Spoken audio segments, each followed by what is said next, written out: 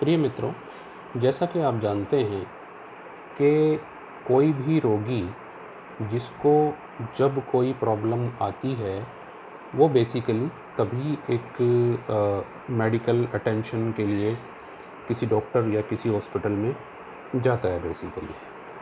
और जब तक उसको कोई स्पेसिफिक लक्षण अपने शरीर में नज़र नहीं आते या ऐसी समस्या जो उसकी रोज़मर्रा की जो ज़िंदगी है उसमें कहीं न कहीं बाधा उत्पन्न नहीं करती है, तब तक वो किसी चिकित्सक या किसी अस्पताल में परामर्श नहीं करते हैं।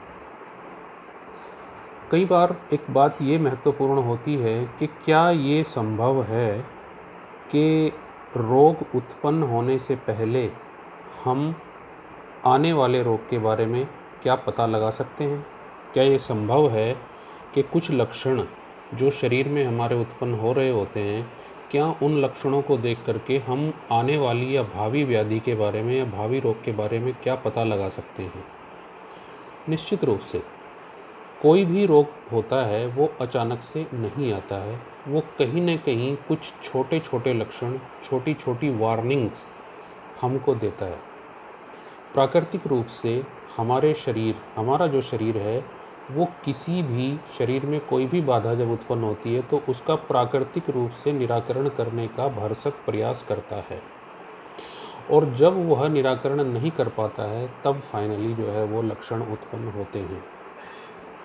तो ये एक बहुत महत्वपूर्ण बात है कि हम अपनी दैनिक जो हमारी शरीर की जो कार्य हैं या जो उसके स्टेटस है उसके बारे में जानते रहें, और जान करके उसके ऊपर यदि हमें कुछ ऐसा लक्षण या कोई ऐसा वार्निंग साइन मिलता है तो हम रोग उत्पन्न होने से पहले ही उस पर कहीं न कहीं कार्य प्रारंभ कर दें। जैसा कि आप जानते हैं कि भारत में इस समय 3 बीमारियां ऐसी हैं जो महामारी का रूप लेती जा रही हैं, जिसमें से एक मधुमेह है, दूसरा जो है वो ब्लड प्रेशर जिसको कहते हैं, और तीसरा एक थायराइड की समस्या।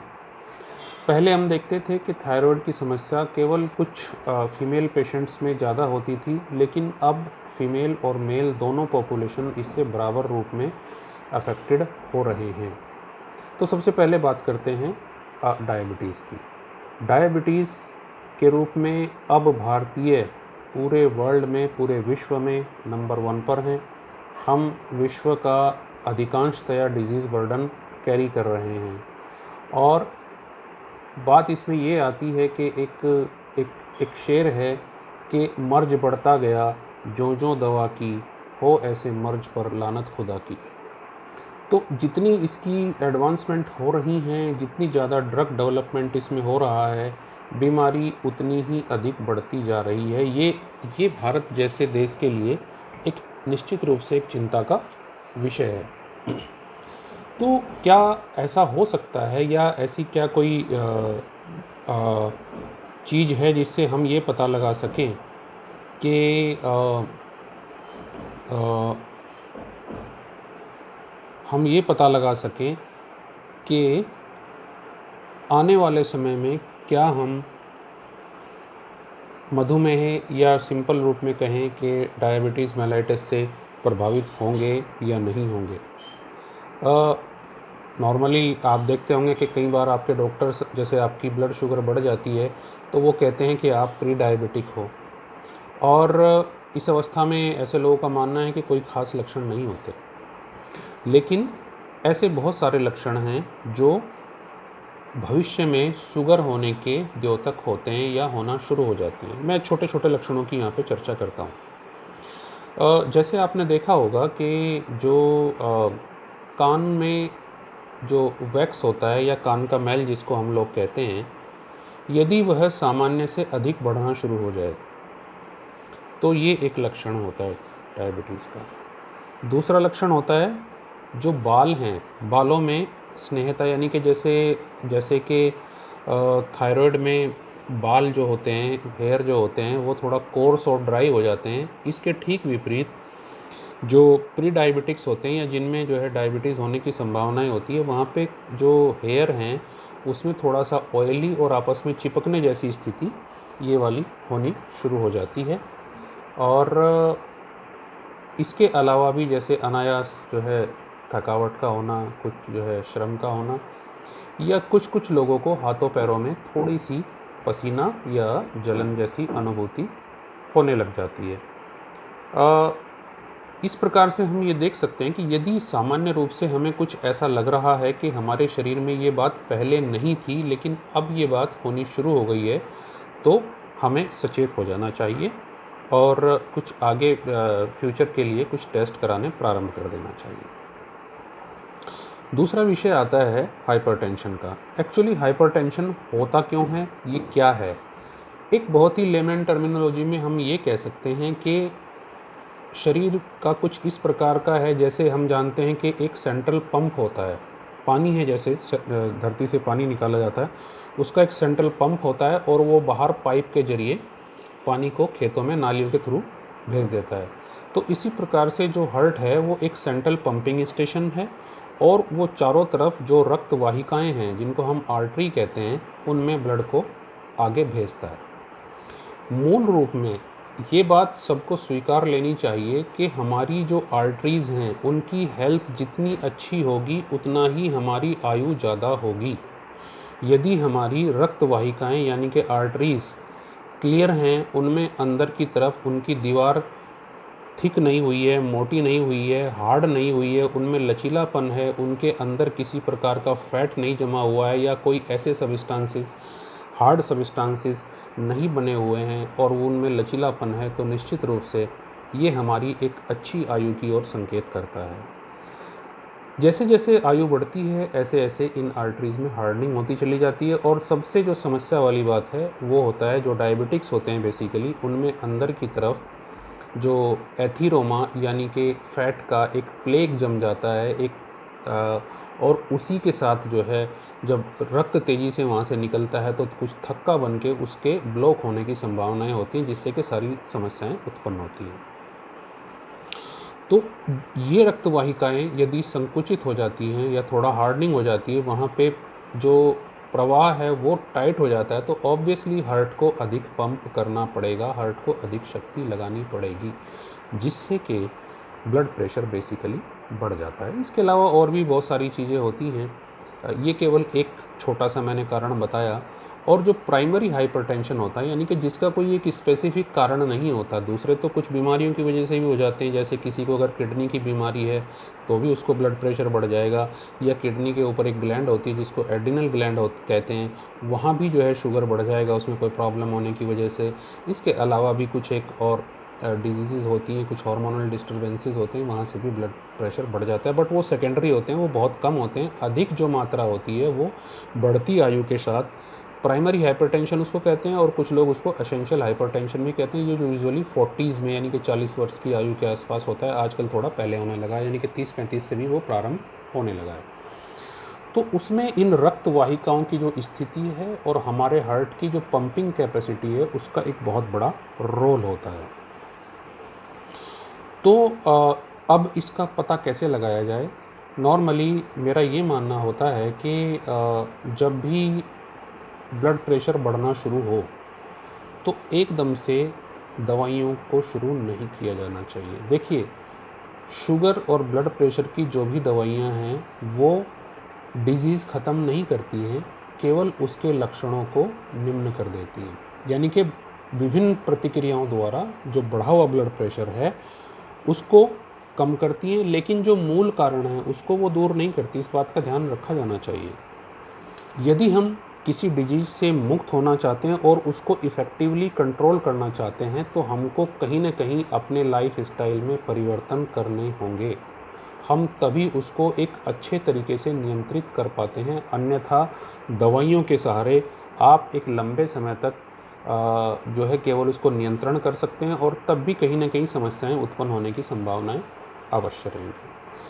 तो ये जो डिज़ीज़ हैं और इसी के साथ साथ जो थायराइड की समस्या है, थायराइड में वैसे तो बहुत सारे कारण होते हैं, लेकिन चलिए सबसे पहले हम बात करते हैं, ये डिज़ीज़ बेसिकली लाइफ स्टाइल से संबंधित हैं।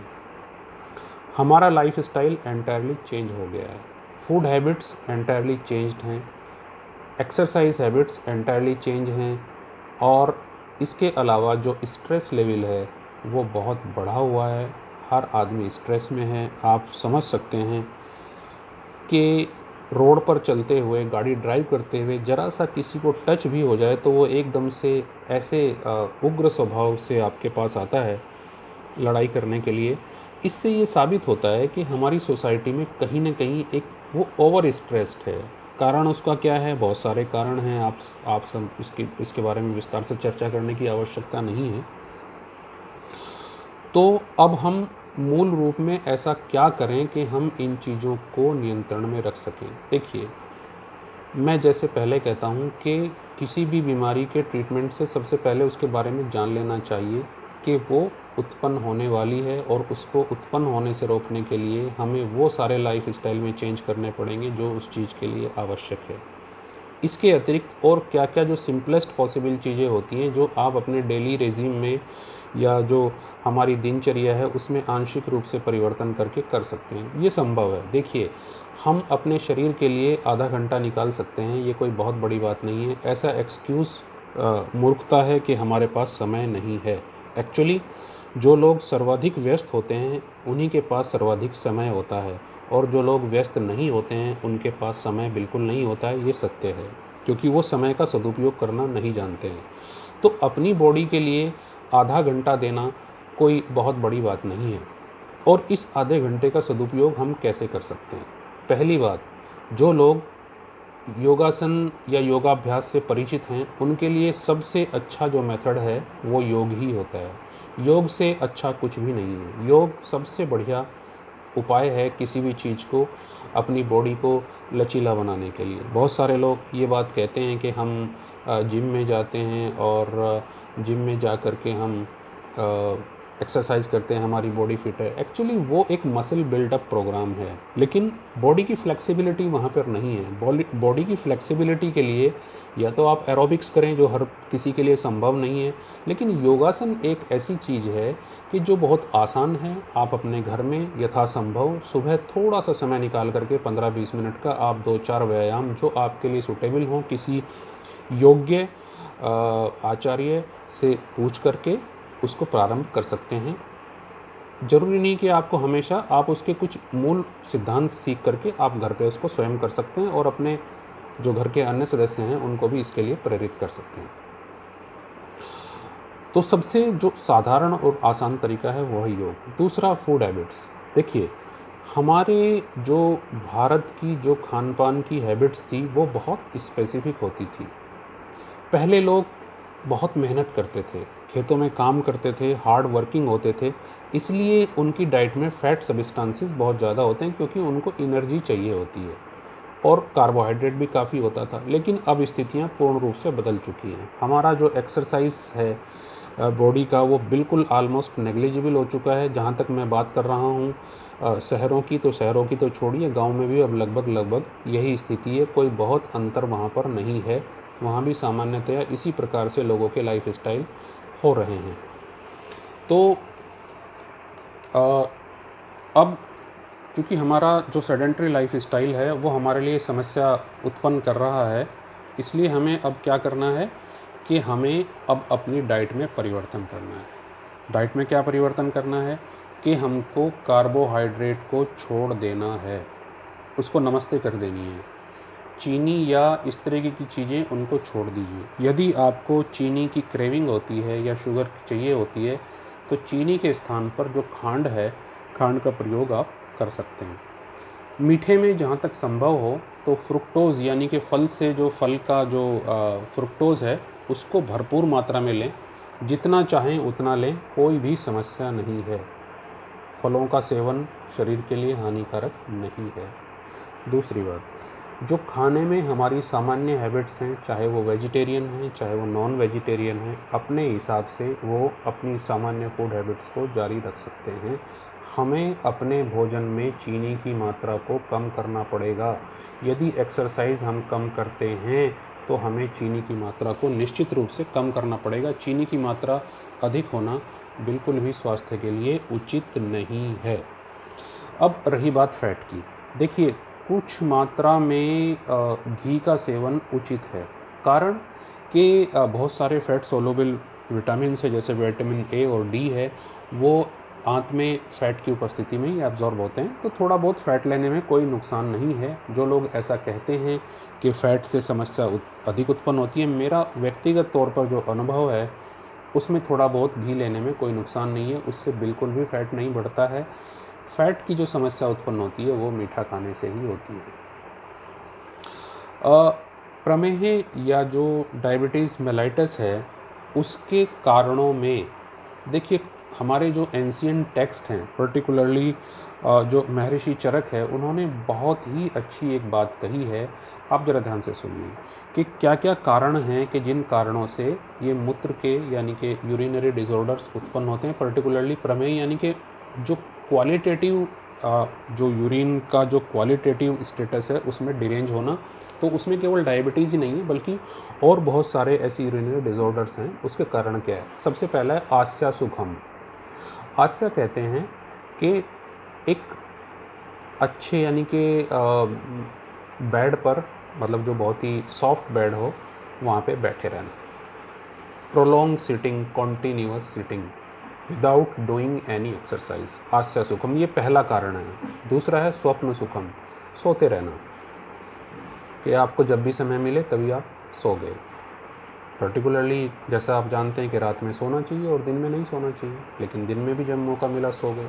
ठीक है, तो मेहनत करने वाले लोगों के लिए नहीं, लेकिन सामान्य लोगों के लिए। तो ये दूसरा कारण हो गया। तो आस्या सुखम हो गया पहला। दूसरा हो गया स्वप्न सुखम। उसके बाद दही। दही जो है, दही बेसिकली क्या है कि अल्प मात्रा में तो सेवन आप कर सकते हैं, लेकिन ये जो है हमारे जो बॉडी के चैनल्स हैं उसमें ऑब्स्ट्रक्शन पैदा करती है, इसलिए दही का भी सेवन कम करना चाहिए। उसके मुकाबले जो छाछ है यानी कि तक्र जिसको हम कहते हैं, बटर मिल्क या योगर्ट जिसको हम कहते हैं, योगर्ट तो दही हो गई, बटर मिल्क जिसको कहते हैं, उसका सेवन कर लेना चाहिए। और जो ऐसे मीट हैं यानी कि जैसे जो नॉन वेजिटेरियंस हैं, उन लोगों को ऐसे एनिमल्स का मीट यूज़ करना चाहिए जो कि स्वाम्पी प्लेस में न रहते हों, जैसे सिंपल चिकन या मटन, इसमें प्रॉब्लम नहीं है। गुड़ का सेवन नहीं करना चाहिए। और जो दूध से बनी हुई या डेयरी जो प्रोडक्ट हैं उनका अधिक यूज़, जैसे पनीर हो गया, बहुत तरह की मिठाइयाँ हो गई, और उसके अलावा भी और जितने भी डेयरी प्रोडक्ट्स हैं वो सब शुगर को उत्पन्न करने में एक कारण होते हैं। और नवान्नपान यानी कि पहले जो गांव के जो लोग होंगे वो इस बात को जानते होंगे कि जो नया धान या नया गेहूं आता था उसका यूज़ नहीं करना चाहिए। उसको 1 साल या 2 साल का जब वो पुराना हो जाए तब उसका यूज़ बेसिकली किया जाना चाहिए। तो ये कुछ ऐसे कारण हैं कि जिनके वजह से मधुमेह जैसी चीज़ें उत्पन्न हो जाती हैं। अब बहुत ही इंटरेस्टिंग बातें जो है हमारे टेक्स्ट में लिखी गई हैं कि भाई जो लोग डायबिटीज़ से मुक्ति चाहते हैं उनको करना क्या चाहिए। तो उसमें कहा गया है कि शतम योजनम गच्छेत, यानी कि 100 योजन तक चलना चाहिए। अब 1 योजन 4 कोस के आसपास, अब आप समझ लीजिए कितना आपको चलना है। तो बहुत जो ब्रिस्क वॉक होता है वो शुगर कंट्रोल के लिए एक बहुत अच्छा उपाय है। और पुराने समय के हिसाब से ये भी कहा गया कि भाई कुआं खोदे, आप कुआं, अब तो कुआं कोई खोदेगा नहीं, लेकिन ब्रिस्क वॉक करना, डेली ब्रिस्क वॉक करना बहुत इम्पोर्टेंट है। और ब्रिस्क वॉक से बेसिकली जो आर्टरीज होती हैं बॉडी की, उनमें भी रिलैक्सेशन होता है। एक्सरसाइज टॉलरेंस भी बढ़ती है बॉडी की। एक्सरसाइज टॉलरेंस बढ़ेगी तो जो हमारा हार्ट है उसका फंक्शन भी ऑब्वियसली बढ़ेगा।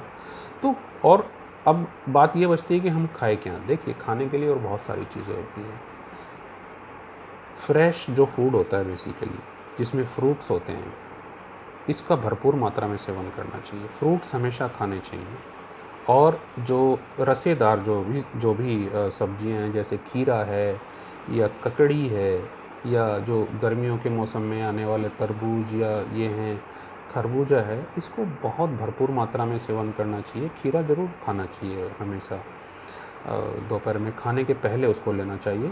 तो खाने के पहले लेते हैं तो बाद में हमें खाना खाने की आवश्यकता कम होगी, हमारा जो स्टमक है वो थोड़ा फील हो जाएगा और हमारा मेटाबॉलिज्म बहुत इफ़ेक्टिवली काम करेगा, क्योंकि सारा खेल देखिए मेटाबॉलिज्म का है। यदि मेटाबॉलिज्म प्रॉपर है बॉडी का, जिसका मेटाबॉलिज्म बढ़ा होता है उसमें कभी फैट नहीं बढ़ता, क्योंकि वो थोड़ा अगर एक्स्ट्रा खा भी लेते हैं तो उनका मेटाबॉलिज्म उस सब समस्या को हल कर देता है। जिनका मेटाबॉलिज्म लो होता है उनको हर तरीके की समस्याएं होती हैं, जिसको कि आयुर्वेद में अग्नि कहा गया है। तो इसलिए अग्नि की संरक्षित करने के लिए हमको प्रॉपरली थोड़ा थोड़ा घी भी खाना चाहिए, अच्छा होता है वो। और एक्सरसाइज की जो है बेसिकली वो प्रॉपर मात्रा में की जानी चाहिए। और सबसे बड़ी बात, उचित मात्रा में नींद आनी चाहिए। गहरी घोड़े बेच के जो सोते हैं उनकी लाइफ निश्चित रूप से बढ़ती है।